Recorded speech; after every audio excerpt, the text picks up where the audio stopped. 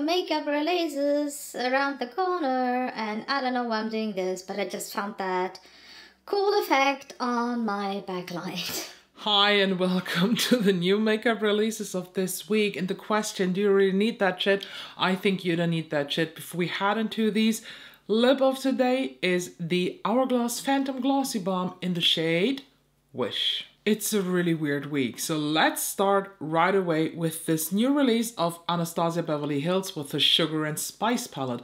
We've talked about the Spice palette already, now we have the Sugar here. Both are already available through Beauty Bay, for example. I'll put the links down below. And the Spice palette is a warm cinnamony looking palette, while the Sugar palette looks exactly like a copy of last year's Beautyverse 2023 palette from Charlotte Tilbury, but I don't know what happened, but in the middle of the night, I ordered these two palettes. I don't know why. I have them here. Let me grab them. So here we have them. I don't know what I expected, but they're much smaller than I thought they will be. So let's take a look inside. We have the Spice palette, and I have to admit, it looks so much better than on this picture. This center shade looks like a beautiful pearlescent, no, not pearlescent, translucent oil spill shade. And the mattes look nice. A lot of them are these sequin mattes where you have tiny specks of glitter in them to make them easy to blend. And the Sugar palette, oh, it looks really good. Let's do the test right away. 1 second, please. I understand why people are saying this. They are indeed really similar. And I think the main reason why people say that the Sugar palette is so close to the Beautyverse of last year is because of that shade here in the center. That looks a lot like this shade here. And then one of the pinks that looks a lot like this pink. There are some similarities, yes, but I don't think they're that close. But we will see. I will film one look with each, since these are so small. I think you could do two, but I will do one look so far with each and give you a quick review and comparison of these. To be honest, my initial thought was actually that it's more copied from the Cosmos palette. I think the Spice and Cosmos have much more similarities than Beautyverse 2023 and the Spice have. Next up, we have the new Guerlain holiday collection. And first of all, we have the Meteorite powder, which is just the same powder as always, but in a different packaging. If you have it already, no need to splurge. Then we have a bronzer, 2 lipsticks, and an eyeshadow quad. In this eyeshadow quad, 2 of the shades are shimmers. They do look nice, but let's be honest, this is not worth the splurge. I have the Guerlain X Pucci quad, that Marmal Vibe is the name, and I used it and it's underwhelming. It's good, it is okay, but it's underwhelming. So to be honest, I don't think that this is worth any splurge. The lipsticks look fucking nice. I have never tried these Guerlain lipsticks. I know you have like this cap and the refill, and you can modify that. And I think, I'm not a red lipstick wearer, so this is definitely nothing I would wear, but that nude lipstick, one moment. That lipstick is €85. I have to ask a friend before that. My friend Danielle from Vidara Beauty, she's a fan of these Guerlain lipsticks, I think. And I have to ask her if these are really worth it, because that beige shade looks pretty, but I have to ask her. So we will see if she answers during the filming.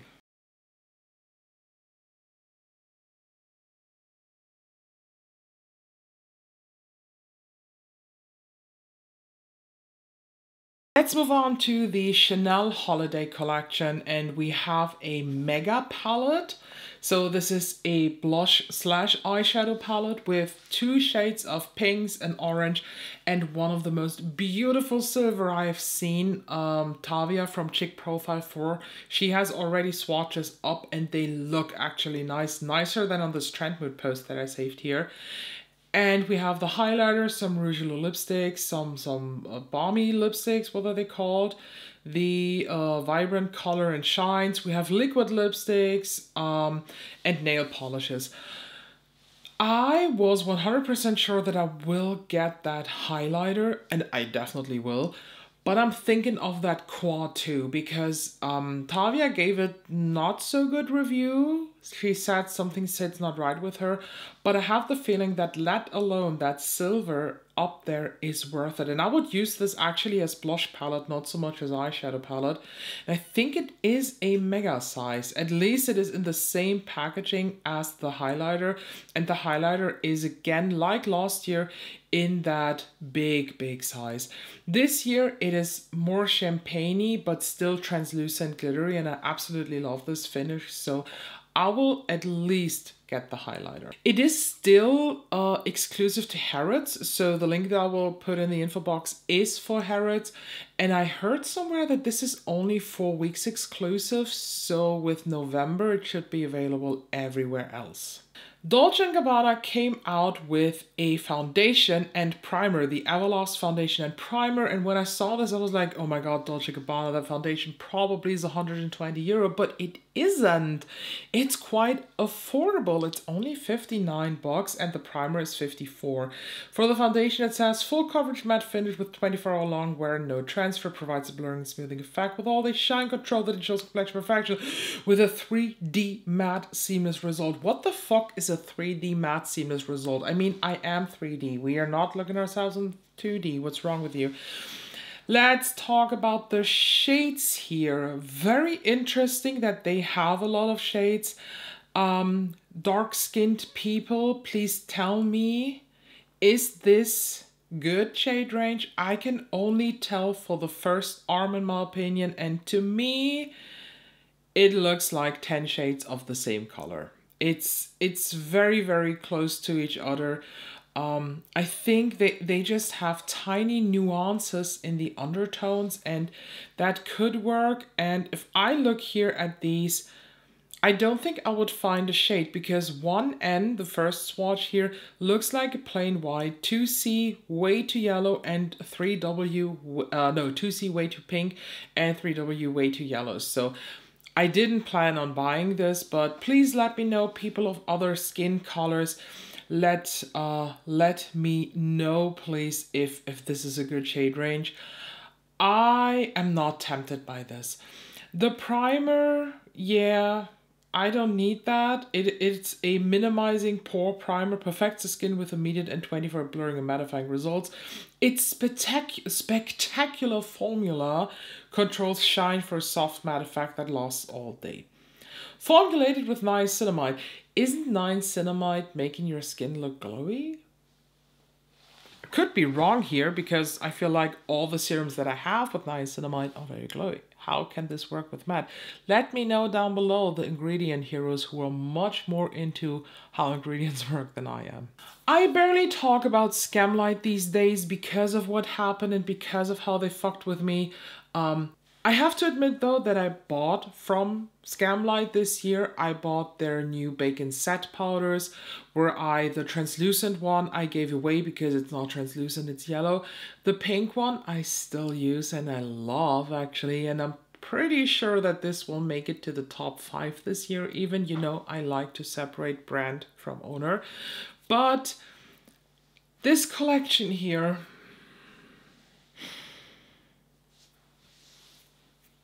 I'm having a hard time skipping this. The glosses are not really interesting. This is really not for me.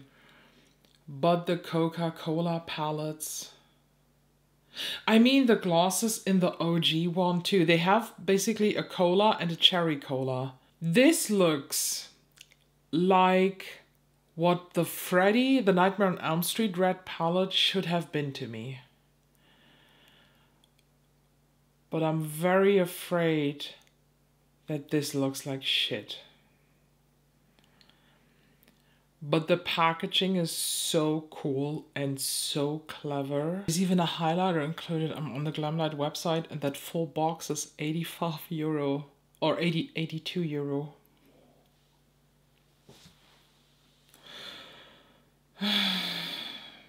The thing is, they have betrayed me so hard. They have really, really hurt my feelings. But I also have a 25% discount code, so that full collection with the 2 palettes, 6 glosses, and the highlighter would be €62. What's the shipping? Let me check on the shipping first. I think it's around 30 bucks when I take the express option, and I always take the express option. €33 with express, and then taxes, so €115 for everything. Or 104 if I take UPS. Okay, I found just a TikTok from a small girl on TikTok. Her name is @Speakeasy, and she has a 2-part series of unboxing and showing a look with this palette, and I will edit the biggest clown face on my face now because I will get this. Honestly, this looks really, really good actually. Okay, I will declare it right now, and here today is October 5th.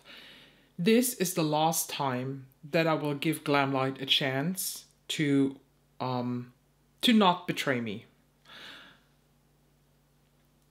The palettes that I have from them, the Chucky and Love, the Scream, the Ghostface palette, the Ghostface blush, oh, that Ghostface red blush, I use that so often.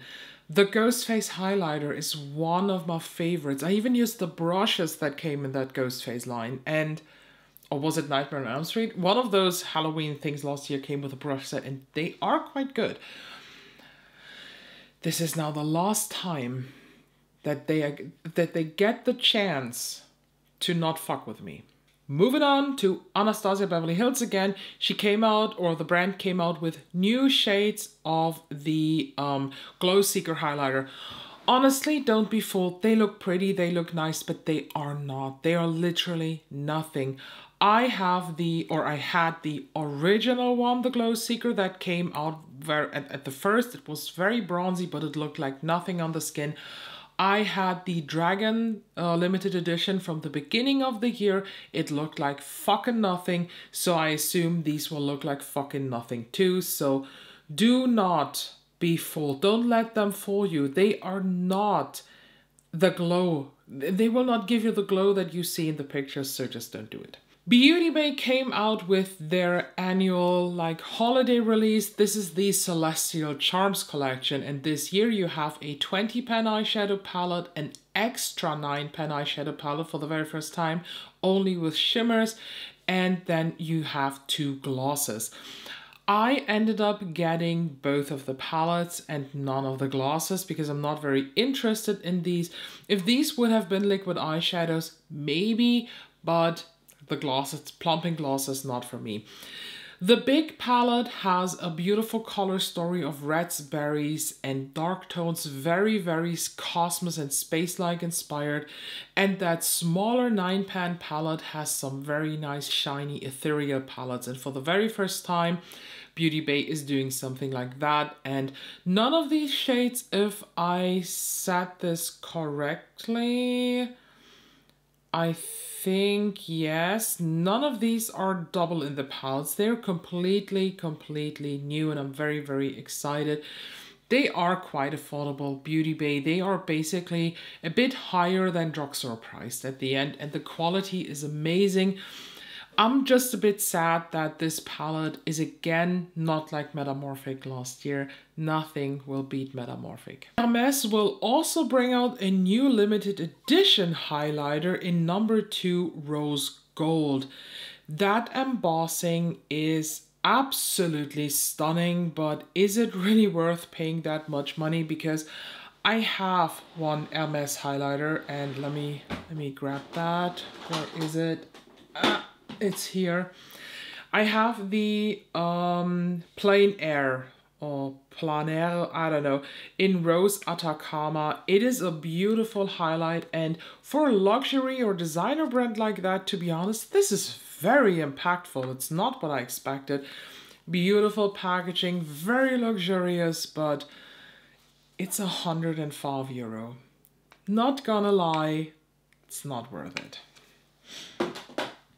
So don't let the pretty embossing fool you. That embossing will wear off. And last but not least, we have the fall or the holiday release. I don't know. I think it's the holiday release from Nomad Cosmetics, or is it the fall release? I don't know. It says Windy City cools down for autumn here in the description, but we also have the Mount Fuji one, so I'm not really sure. But this is the Chicago Speakeasy palette that will come out tomorrow, so Tuesday. I have not seen the color story yet. So when I'm filming this, the color story has not been revealed. I will enter an extra clip with some text and the color story once this is done, because I think I will edit it after the color story was revealed. From the clues, I assume a palette that is dark, that is kind of jewel toned with some warm browns. I've seen shimmery or metallic intense reds and greens, and honestly, if the whole vibe, the whole matte situation in that palette is not overly green leaning, I will get this palette because it's so... The marketing is so cool. It says, with secret doors, special passwords, and hidden rooms, the Chicago Speakeasy scene is still roaring 100 years on. With the infamous bootlegger Al Capone running the show, the Windy City quickly became a premier destination during the 1920s Prohibition. Via a network of waterways and tunnels crisscrossing the city, the hot commodity was smuggled to concealed bars buzzing with jazz playing, flappers dancing, and drinks flowing. Today, the Chicago Speakeasies are still tops, ranging from original joints that take you back in time to new places that are reinventing classics. So pull up Capone's seat at the Green Mill, grab a Chicago fizz, and keep the good times going. I absolutely love this idea. All the effort and the ideas and the love that Nomad is putting in these theme palettes is just insanely stunning. And if the color story will speak to me, speaks easy, sorry, I will get this. So now, here is now the clip of my last words of this palette. How are you doing this week? Are any of these releases tempting? And how much of a clown am I? Tell me down below. Make sure you subscribe so you don't miss out on any cool videos and you do not miss out on LMS that's just right around the corner. Thank you so much, and I hope I can see you in the next one.